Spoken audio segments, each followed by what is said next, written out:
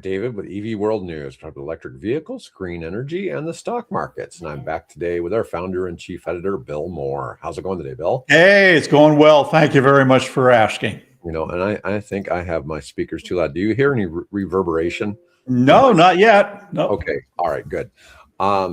Anyways, let's start out. Let's talk about VinFast. VinFast is a company that really they've seemed like they got some cool stuff. Like I wanted to see that VF3 in the United States. Mm-hmm. I just see it in Canada now, even though it's a Vietnamese company. It's not Chinese, but right.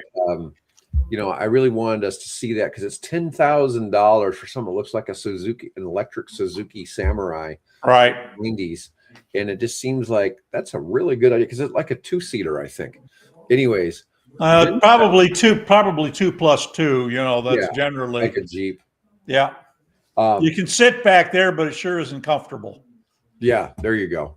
VinFast enters the ultra luxury EV arena with the Lac Hong line. Now, just looking at the renderings. Now, the renderings, were these stuff that you created, or was this stuff that? Oh no, that's online. That's online. Yeah, you just do a Google search for the images, and these I'm assuming they're probably renderings, but that's what comes out, that's. Yeah, I mean, those look really sharp. I mean, they oddly look like Bentleys. Well, yeah, maybe a little bit of Rolls Royce here. This looks like that's the goal. the Bentley and the Rolls Royce SUV right there. Yep. I'll tell you, it seemed kind of cool to ride around in a Rolls Royce SUV, but on the flip side, for $600,000, I think you could probably spend your money better on something else. Yeah, I would think you'd probably be smarter. Yeah. The only really cool thing it added that I didn't get known is how they could make the ceiling look like stars, like you're outside in the stars. And I'm like, right. I don't know. I mean, it's kind of cool for a minute. It entertained children, that's for sure. Oh yeah, absolutely.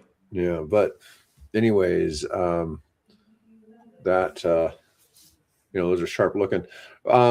And like I was saying, I'm disappointed. VinFast really hasn't done great sales in the U.S. They've mainly been a California seller. They were talking about opening. I remember us discussing them opening dealerships all over the United States. Not seeing anything happen with that. It just has it. It's a thing where it's an unknown product from a country that we were at war with. My generation. A long time ago, though. Well, yeah, it was a long time ago, but still, there's that lingering. I think how can this primitive country produce high-tech quality? They haven't gotten past the made in. Remember, the made in Japan was never regarded with any made in Japan. You can't buy that. That's again my generation, the earlier generation. So I don't think they've gotten there. And maybe what they're trying to do with this strategic move, they're still building the other what they call their consumer line of cars. In fact, it was interesting that they actually have 15 electric vehicle models. Not 15 cars they produce. No, 15 different models. And these are the next two in a series of 3 models in the Lac Hong line.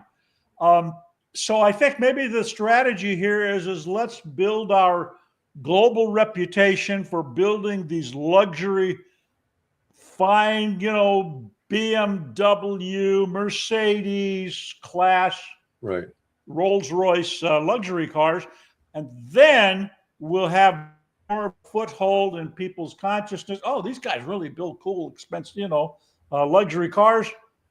I'd like one. So maybe I think that might be the strategy at play here. Well, people don't have any problem buying German or Japanese cars. So, no. Again, they've overcome that.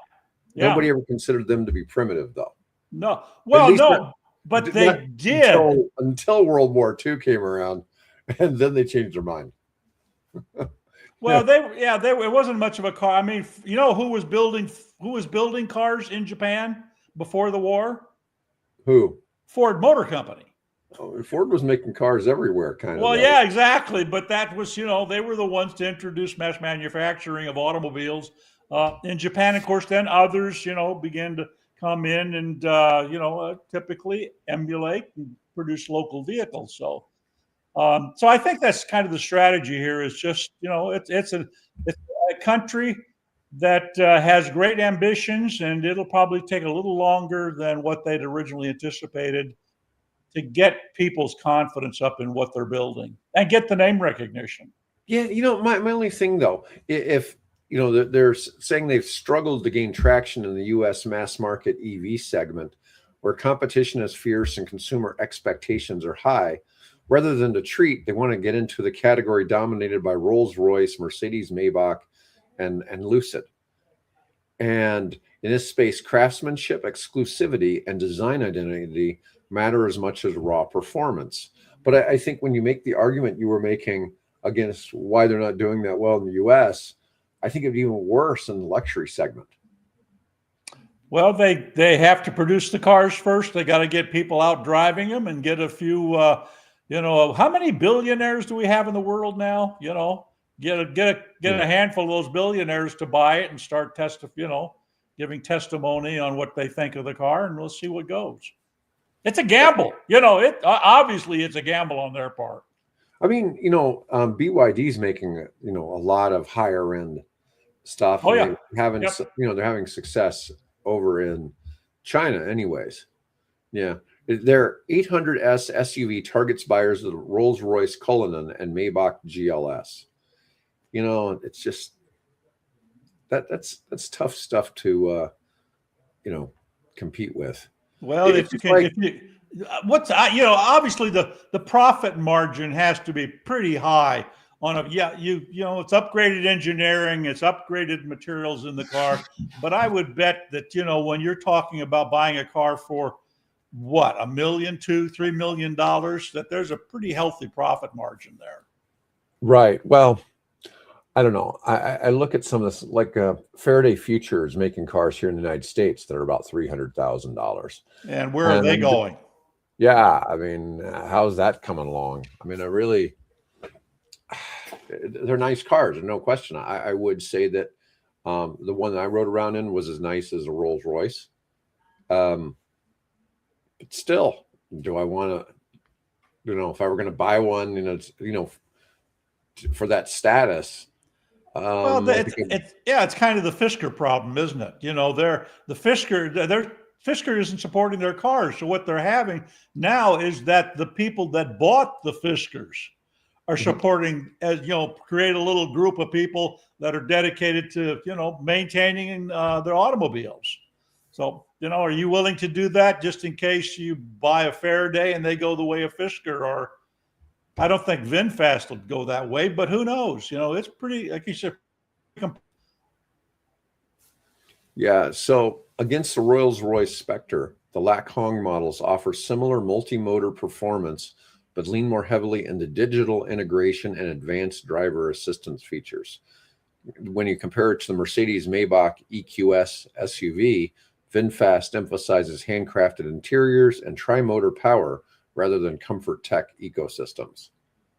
Lucid Air's Sapphire remains a benchmark for raw speed, but VinFast is targeting a different blend of luxury, cultural identity, and executive comfort. I mean, I really see this being a challenge to make this sell well outside of Vietnam. That's just my own perspective. Well, you've got Indonesia, you've got Cambodia, you've got Thailand. Sure, I guess around that, those are all fairly populous countries. So, right, I get that. It's still, you got to have the income base to afford those vehicles too. And absolutely. No matter any part of the world that there's not a lot of those people around, and but I guess with any of those luxury models, it's a matter of finding where can you get the damn thing serviced. Well, yeah, exactly. I'm always amazed by some of the vehicles I see around Omaha when I know there's no dealers for them. When you see a Lamborghini or a Ferrari around here, it's like, well, where are they getting these serviced? I mean, I've seen a Bentley, things like that. It's like, well, there's no dealers for that around here. That's for sure. All right. Let's see. Let's talk about this beyond panels, how the West is competing in the anything but solar future. And it really is odd how, the U.S. government, and we were talking earlier this week about how some of that's changed on the government hating solar, but it hasn't really had any traction to it yet. Well, this is this. When I saw the headline, I thought, what? It was a good attention-grabbing headline, right? It sucked me right in. So, what are they talking about when they talk about a future without solar, or whatever? What they're talking about is that the recognition by U.S. companies and European companies and things that it's almost impossible to compete with the Chinese in building solar panels. There's just, we saw that with the, Solyndra or whatever it was, it's just really, really difficult for a U.S. manufacturer to compete with Chinese panel makers. Right. But the panel is only one part of the system. So why not focus on the other parts of the system? So anywhere from software to inverters to battery storage, right? Focus on those things that China hasn't yet developed, their fortress of, unattackability. Is that a word? What am I looking for here? But it's something they don't have a solid hold on that particular part of the system. So focus on those things that they don't have a control over. That's where you put your money. That's where you put your development and your marketing efforts. All right. Well, and it turns out this is interesting. It turns out that one of the inverter companies is Selectria. Now, the old timers like me will recognize that the very first electric automobile to drive on a single charge from New York to Boston, or was it Boston to New York? I don't remember, but in that circuit, right, a couple hundred miles. The very first one was the Selectria Sunrise. And if you guys want to look it up, it was a cool, streamlined car, custom-built car. And if memory serves, what they were doing is they were using nickel metal hydride batteries when everybody else, GM, Ford, Nissan, were all using lead acid batteries. So they perfected it. And the guy that started that company, Jim Warden, who was an MIT grad, I found out he shifted, talking about changing strategies. He shifted from building these electric cars. In fact, our utility, if I remember, our utility company here in Omaha actually had one of their cars, not the Sunrise, but they had done a conversion of a Datsun or something like that, and that had been using the Selectria drive system in it. So they did a changeover, swapped, and decided to get into the solar energy side, taking their battery technology and electronics that they used in the car and putting it into these inverters for large solar installations. And so that's what they're doing, at least as of 2018, when I came across the particular article on them. So that's where we should be focusing attention. I've seen a couple of things about people looking to make solar panels in the United States, but they were Chinese companies. Oh, well, they were simply going to manufacture here. Get around the tariff thing. Right. Haven't really seen much. Now, battery storage is a different story. I mean, I've seen a few companies, especially in graphene batteries, that are US based. And, they're in various stages of production. I don't know that any of them are actually right. Well, you've got, obviously got lithium, being the main driver right now, decreasingly shift now looking at sodium-based batteries, iron-based batteries.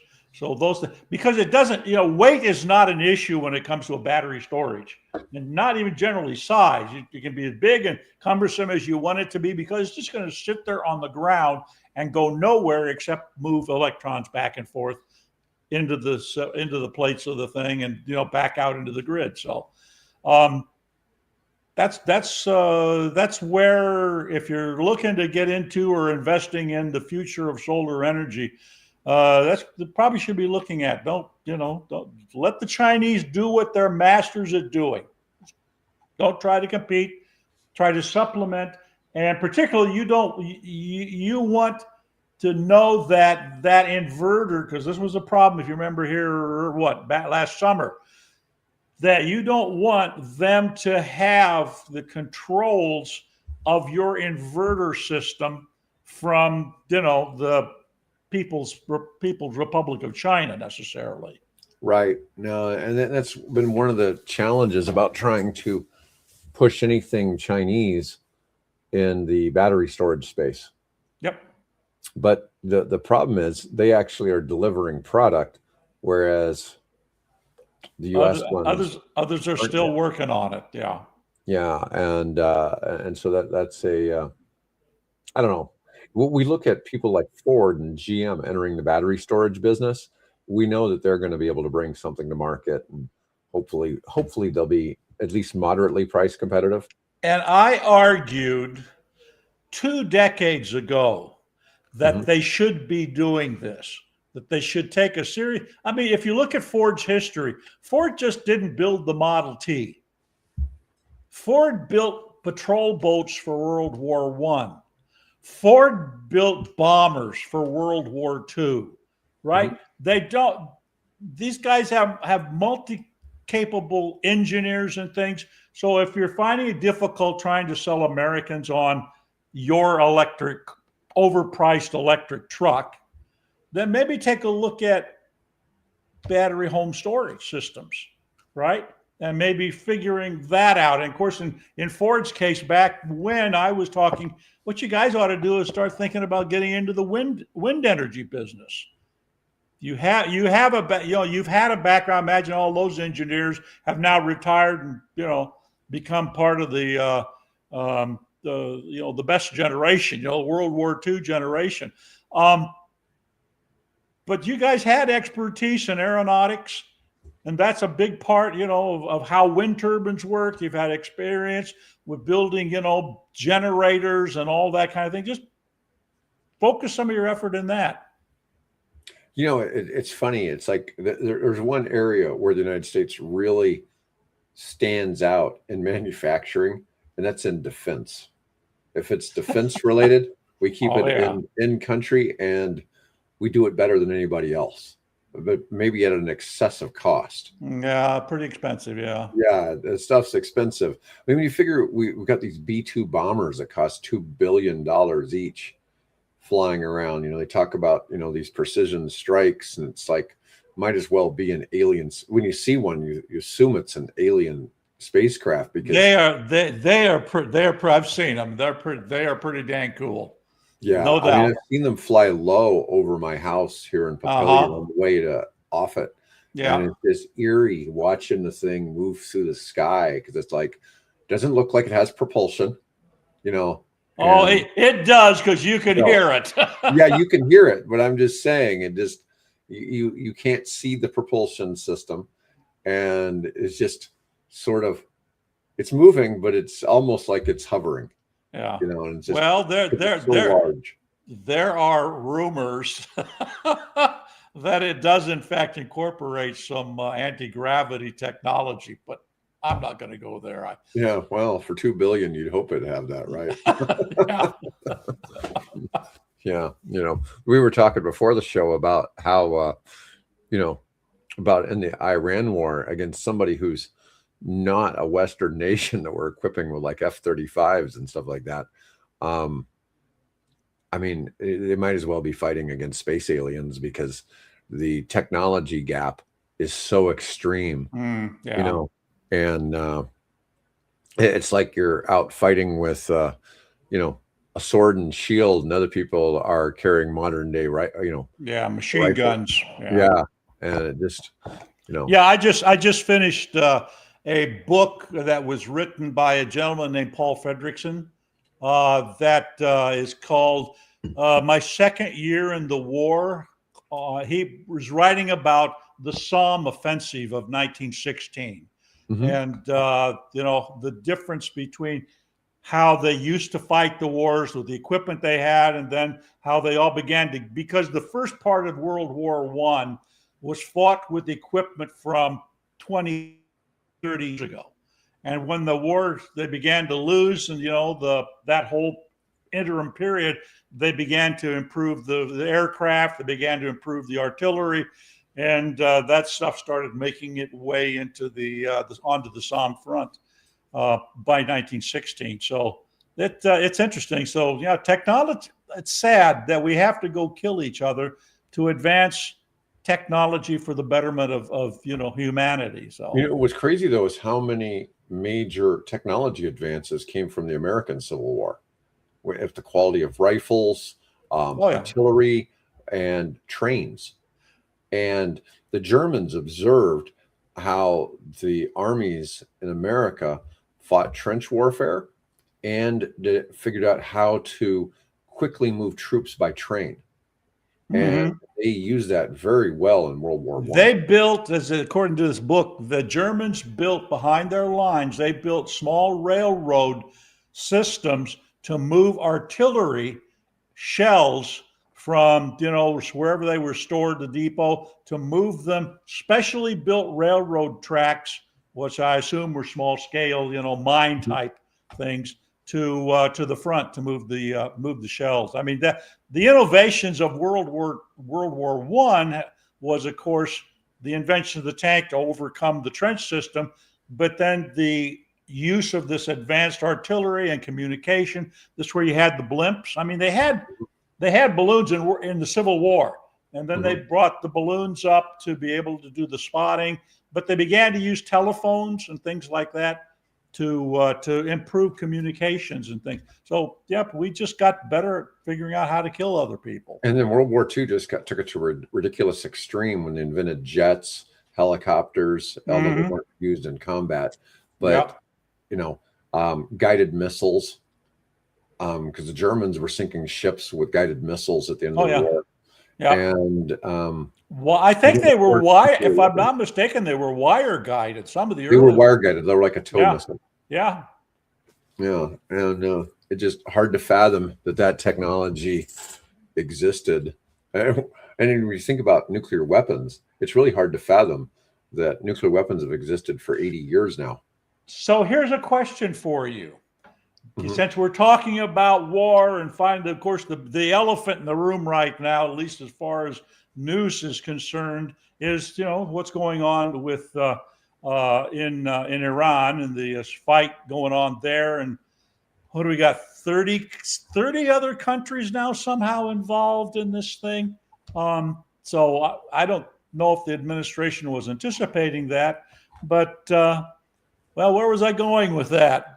Well, the gas prices. Well, I was going to do with the gas prices. So how is this going? How do you think that this is going to impact the sales of electric vehicles now? Well, see, this is one of the things that I think I was talking about with Mike the other day, is that I think one of the things that's actually hurt EV sales is since Trump's become president, gas has become much cheaper again. And so the pain from going to the gas pump when gas is $2 something a gallon versus when it's getting closer to $4 a gallon, and that's in our part of the country, okay, in the middle of the United States, not on the coast. On the coast where it's a couple bucks more, and stuff like that. But people really start to feel the pain, and I think they're going to start feeling that pain again.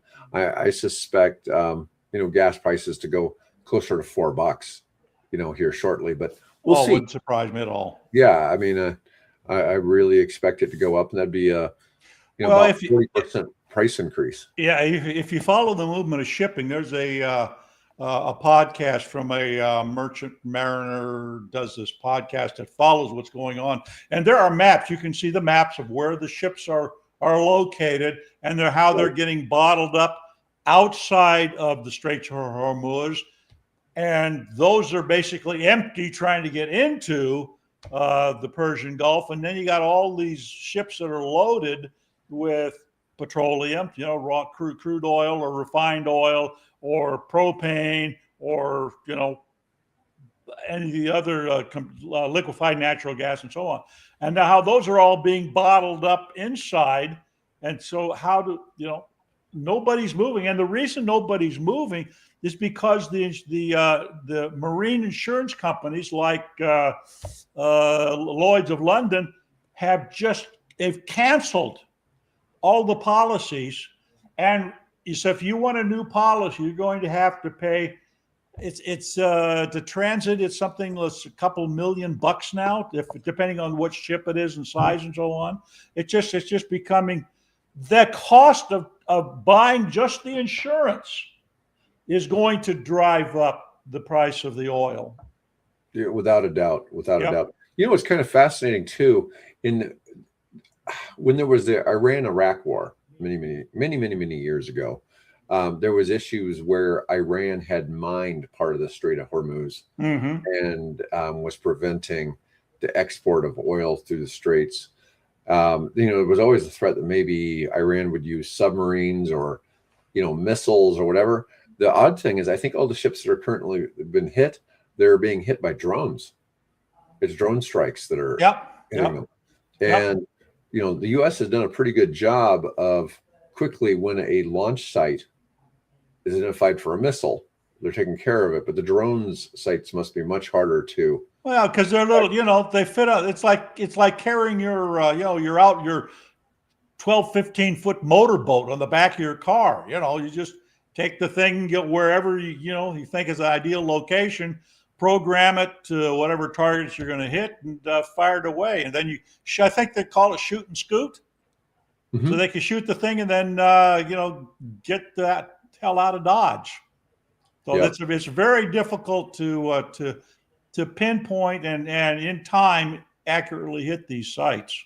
And maybe the drones are too small to be accurately picked up by AWACS and things like that.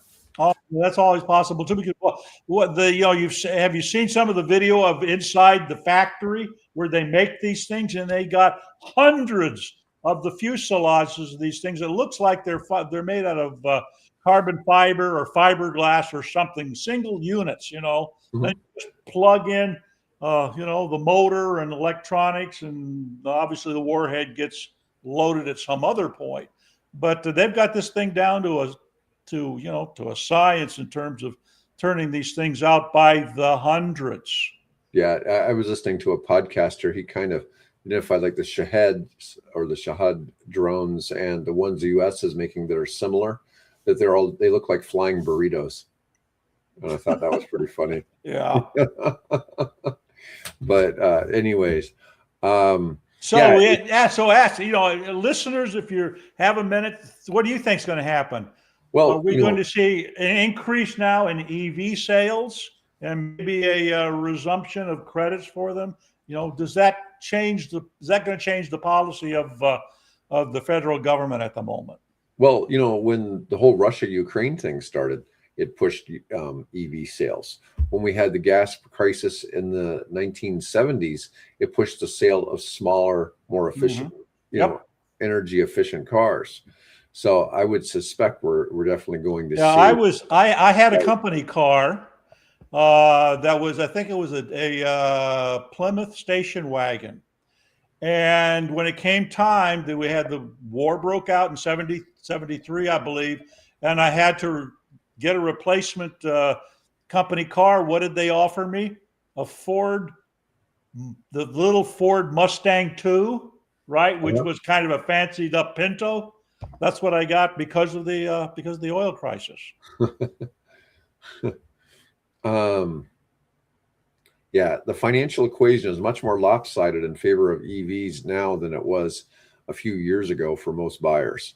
So even without the tax credits, it looks like they're going to become even more economical than they were, based on the fact of how much gas prices. And particularly, you've got a lot of them now coming off of lease, so you can pick up a relatively low mileage Tesla Model 3, which is the most popular, for somewhere in the mid to upper 20s.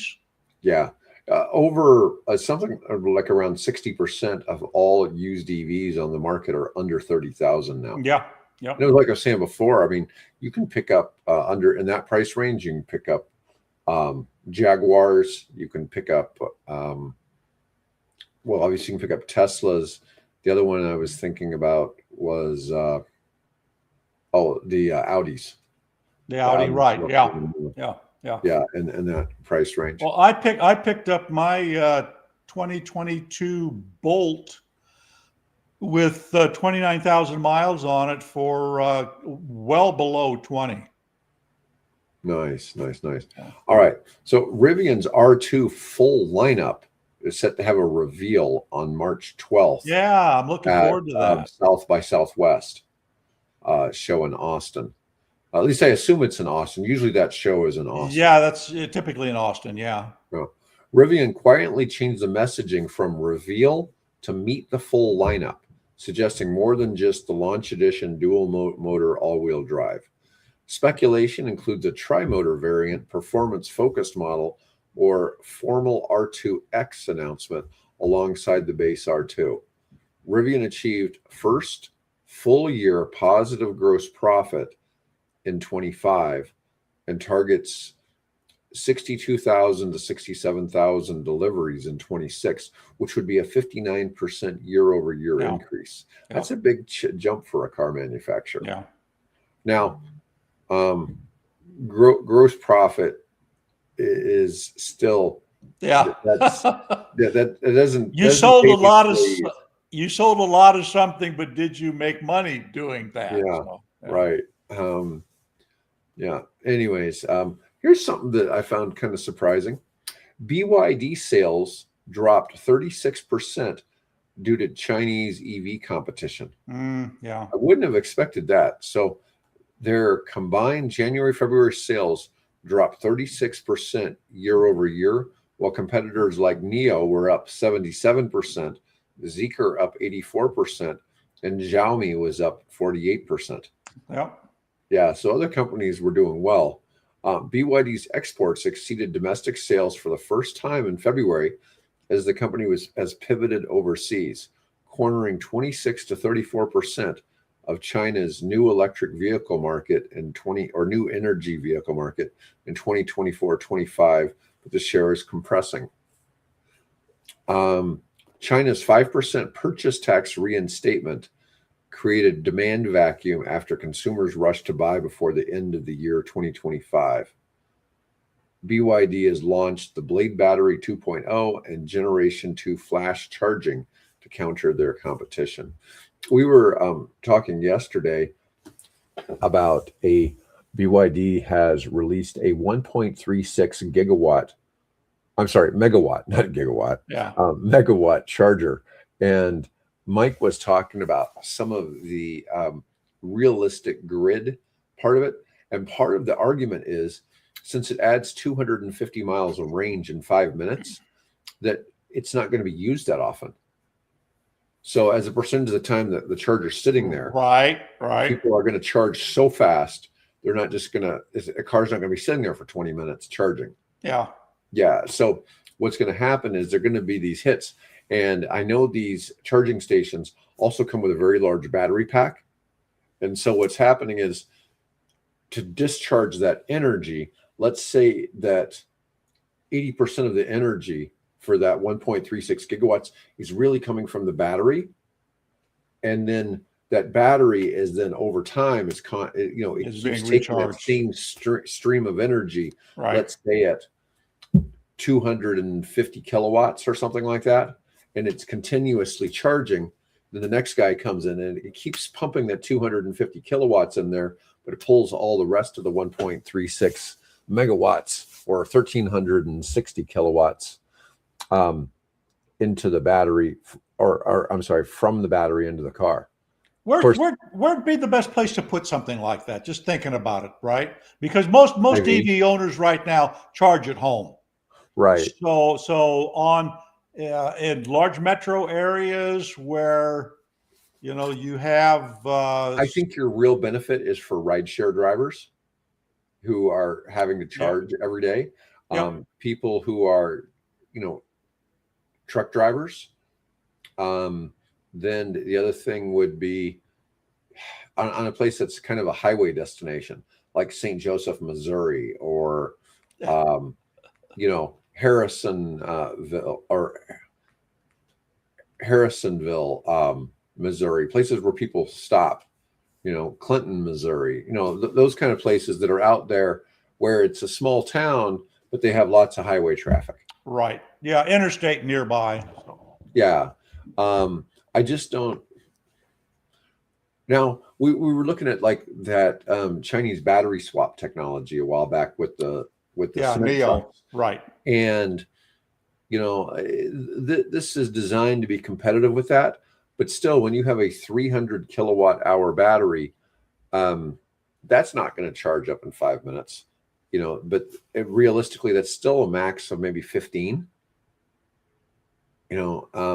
But once again, then you have to be able to continuously have that energy refilling that battery that's dumping the power in really fast into the car. So I saw, where does that power come from? Well, it comes from coal, natural gas.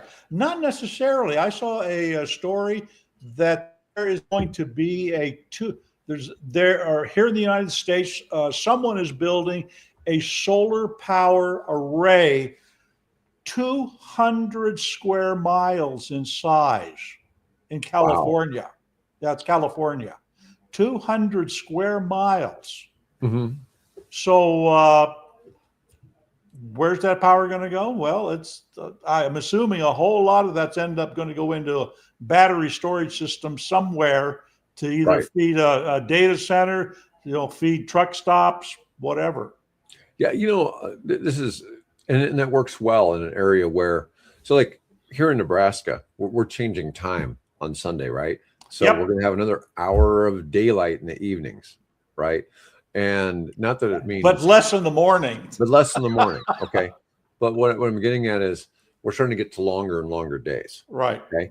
And so our solar systems are bringing in a lot more power, whereas in December they weren't bringing in a whole lot of juice because it was dark here all the time. Yeah. Okay. Had very short days. And obviously, if you go further north than us, it gets even worse. I remember when I lived in North Dakota, in the wintertime, man, those days are real short, and in the summertime, it seemed like, the sun would be up till 11 p.m. And, it would, it was very different. But when you had the sun up all the time, solar's working great. But, you almost probably have too much solar for your batteries. Okay, there's going to be an overabundance. And then when you get into the wintertime, you're not going to be able to fill up those batteries because the sun just isn't shining long enough. And so there's some challenges there. I had somebody send me a deck on a data center project they're doing in Florida. And their company is basically a solar company.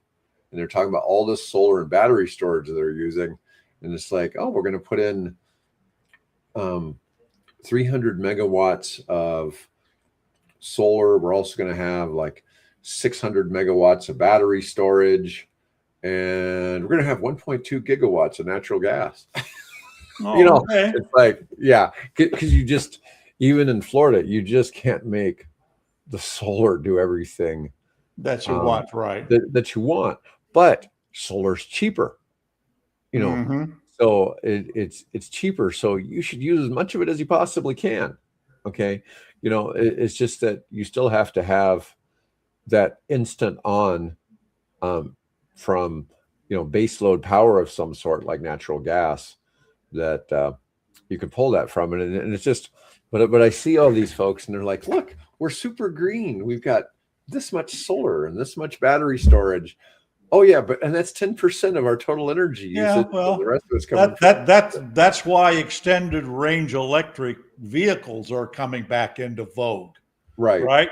Because people say, well, I got to have power when I need power, and if I go beyond the 20 or 30, 50 miles range of whatever the battery pack is on my car, then what do? Well, we'll give you a gasoline or a diesel, whichever it is, backup. So, I can see that. And, I don't want to be overly critical. I think because I spent the better part of publishing EV World driving a hybrid, burning gas, right? Right. So it, took me dang near 20 years to get to the point to where I could actually, own an EV and drive that on electric power. And of course, that electric power comes through our grid, and not all of that electric power is generated by wind and very small solar. Most of it's coming from natural gas, and a discouraging amount of it coming from coal. Yeah, come on, Bill. Let's be honest. We're in Nebraska. Our number one energy source is coal. Well, no. Well, Yeah, if you take the whole grid into, should I see what we're at right now? yeah, might as well. Yeah, Wow. I think we're only 30% of our energy is coal, but we have a big mix. We have coal, solar, LNG, nuclear. We don't really have much hydroelectric in Nebraska. We do have a smidge of Yeah. it, but I'm just saying we don't have a whole lot of solar either. We have No, it. very, very surprisingly, most of any renewable comes from wind. So Right, and so it's tough, and I see those arguments. I'm all holy smoke! You know where we're at? where Let's see if I can bring this up. This is where our local grid. You see that green? yeah, That's wind. Or wind. Nice. That's wind. What is that percentage? 68.47. Now, is that specifically for the Omaha Metro, or that is here, I'll show you. This blue is the Southwest Power Grid. Okay. So that's all of the energy that's going into the Southwest Power Grid. 66% of that is coming from wind. So that's north, and I see north. Is that North and South Dakota on there? It's North Dakota, eastern Wyoming, all the way down through Oklahoma and West Texas into New Mexico. Okay. Wow. That's a big area. That's pretty cool to see that's going on right now. Yeah. And it's funny too, because the current administration has crapped on wind, and it's like, I guess you haven't been to this part of the country. Yeah. It's one thing you live in, Washington, D.C. or New York or Florida. Come out here where it's windy. We got no shortage of wind power. Yep. Okay. So just to read the others, natural gas is 10.2%. Coal is 10.06%. Nuclear is 5.9%.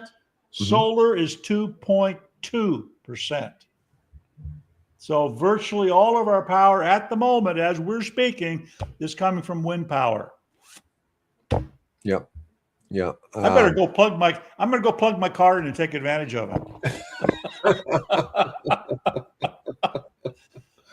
Oh. Now we should point out that Dave does have solar on his house.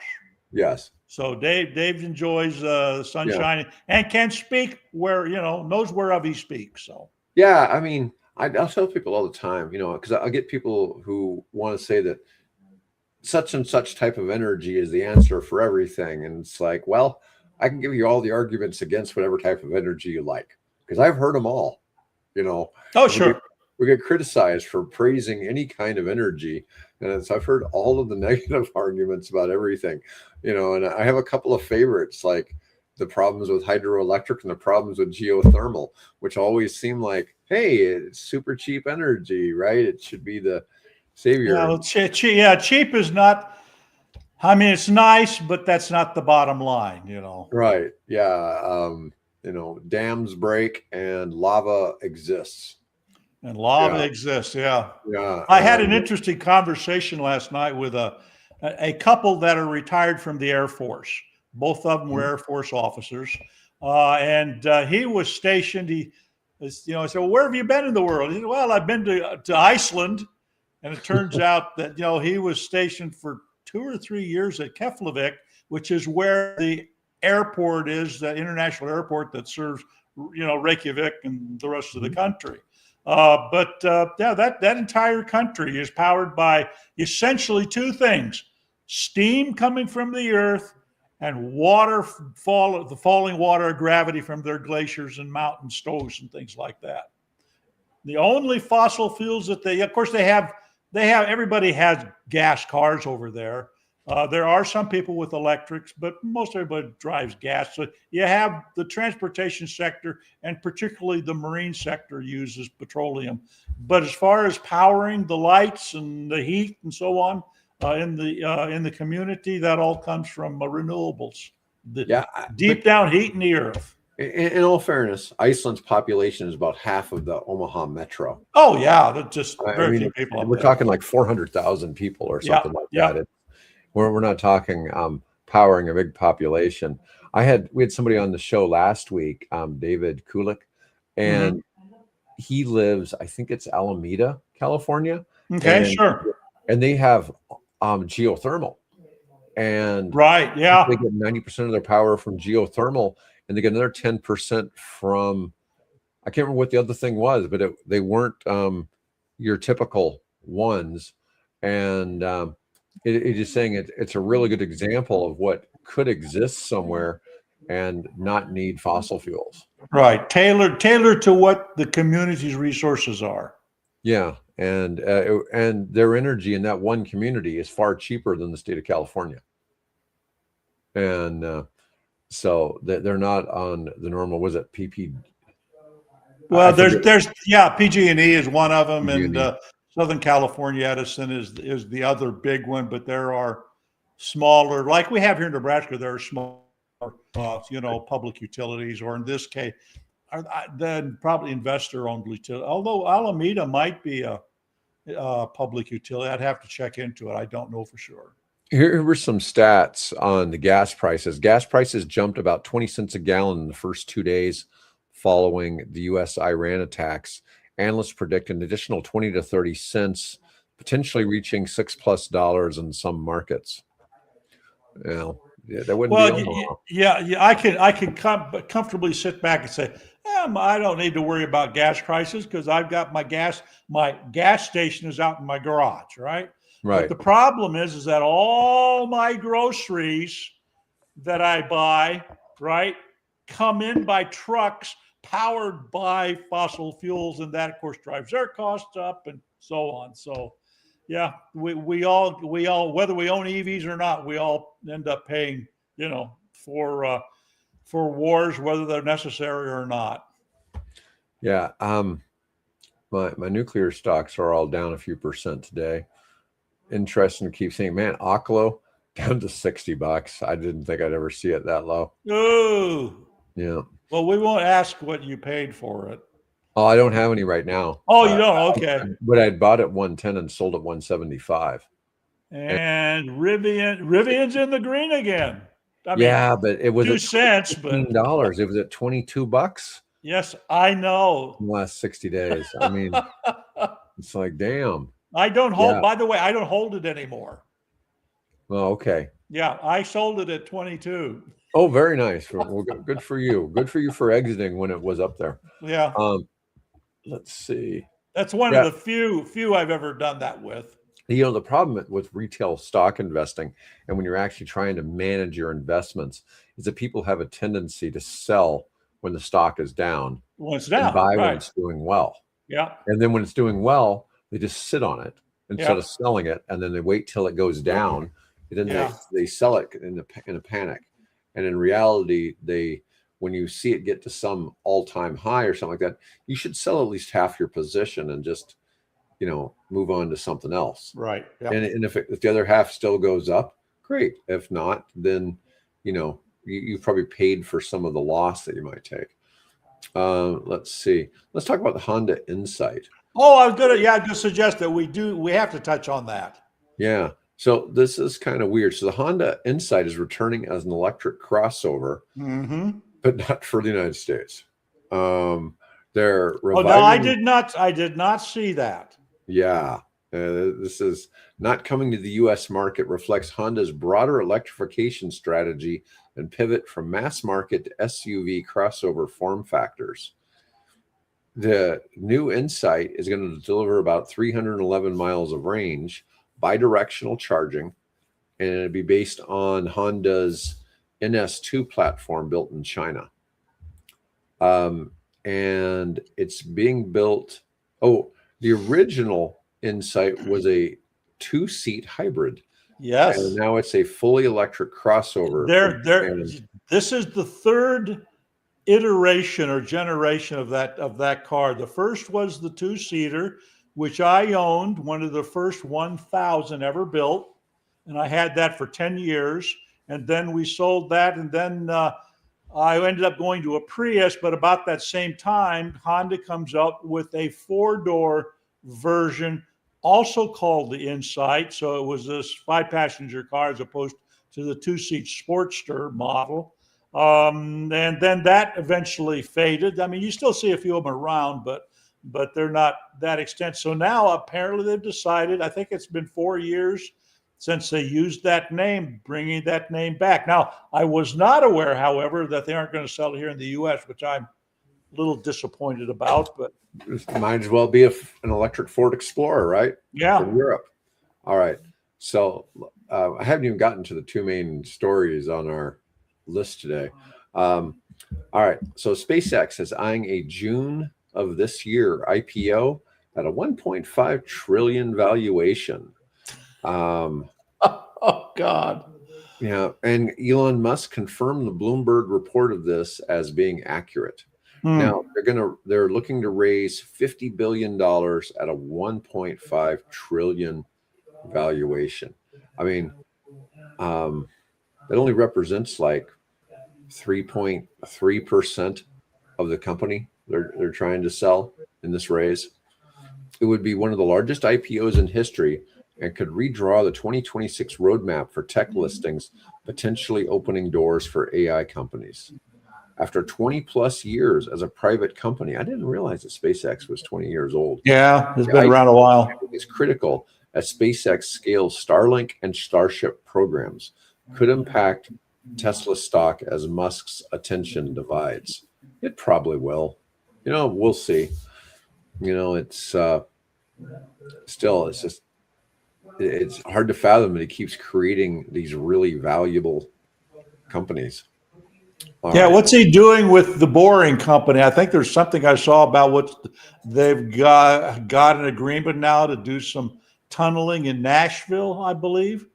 Oh, no idea. I don't ever see any news on that topic. Yeah, the Boring Company, yeah. All right, let's see. Our final story, I don't know, I'll get some criticism on this one because whenever I say anything about Aptera, man, the videos get some weird hate from people. It's like, these guys don't know. Where the hell is the car? Damn it. Yeah. Well, it's usually because there's been news that we haven't covered. So we haven't necessarily seen the whole story or how Aptera doesn't need to sell 400,000 cars because they're not really a car. They're a niche thing. They only have to sell 6,000 a year to break even.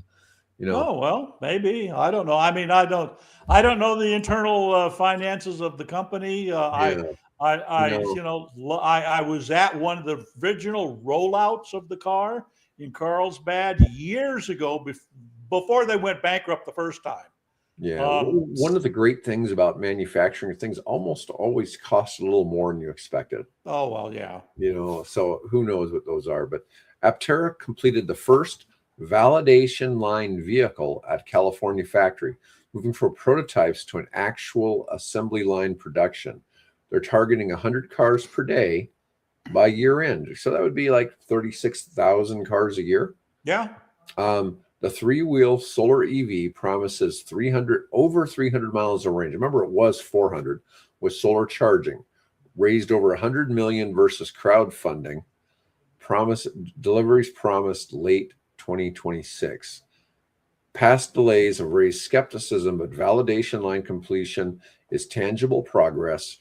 Early build slots secured through accelerator program. And for just kind of interesting, they got this comment that says no FAA certification needed because it's a ground vehicle, not aircraft.